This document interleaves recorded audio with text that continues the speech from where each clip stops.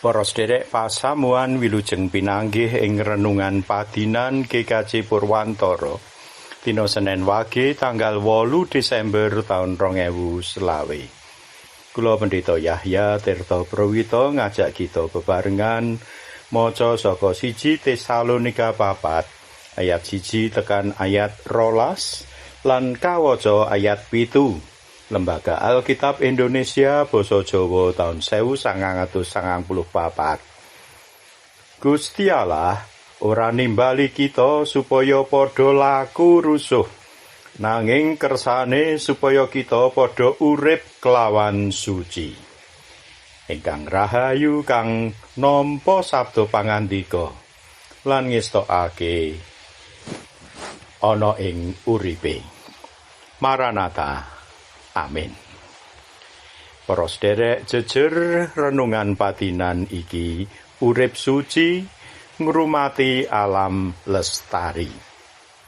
Kita eling sawise ana banjir bandhang 20 November taun 2020 iya ing Sumatera sisih lor, Aceh, Sumatera Utara lan uga ing tanah Minang. Rekaman nalika Harrison Ford wawancara karo Menteri Kehutanan Zulkifli Hasan ing taun 2013 dadi viral maneh.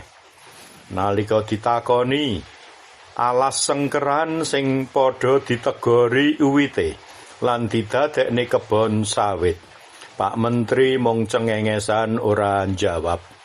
Harrison Ford ketok nesu ngomong menawa ora ana sing lucu.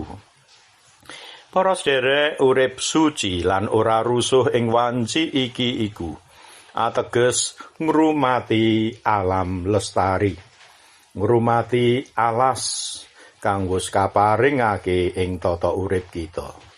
Serakah marang wit-witan gedhe sing ora sah kangelan anggone nandur, mung gari dijupuk wae kayune ndadekne alas-alas dadi gundul. Dadine pengusaha sing oleh hak gawe kebon sawit lan uga tambang oleh bonus kayu-kayu glondongan gedhe sing nalika didol larang regane.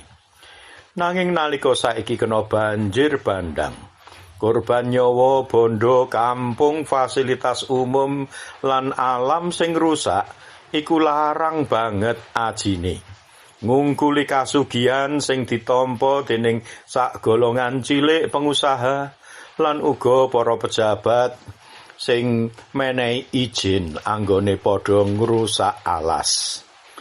Para sedherek, urip suci sing dikersakake dening Gusti iku ora mung kanggo awake dhewe utawa mung tata karohanen wae, nanging kudu dicakne ing tata urip bebarengan. Nyebut banjir amarga curah hujan sing kakehan iku ateges ngendo tanggung jawab, malah nguncalke kaluputan marang Gusti kang paring jawah. Iku cara mikir sing cetha banget rusuhe, lelawanan karo cara urip sing rusuh, cengengesan kamangka ora lucu. Umate Gusti katimbalan ngudi urip sing suci, urip kang ngrumati alam lestari. Amin. Tuntunan kanggo nyuraos. Apa kang ndadekne perkara sing kudune ditampa kanthi tumemen, lah kok malah mung digawe cengengesan lan guyon.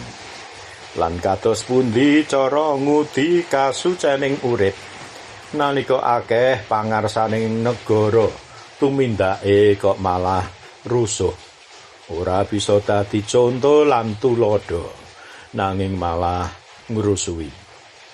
Monggo katuran nyuraos. Lan minangka pandonga panutup saking Kidung Pasaman Jawi 343 pada 1. Kula nedya kadya Gusti gesang suci Gesang suci Kula netya kadya Gusti gesang suci, gesang suci, gesang suci.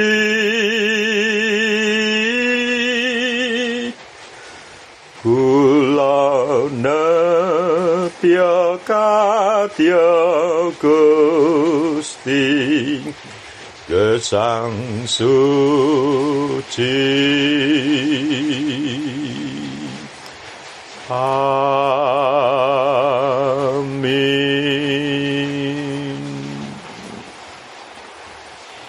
Para sederek mekaten renungan patinan mugi Gusti paring berkah dumateng kita.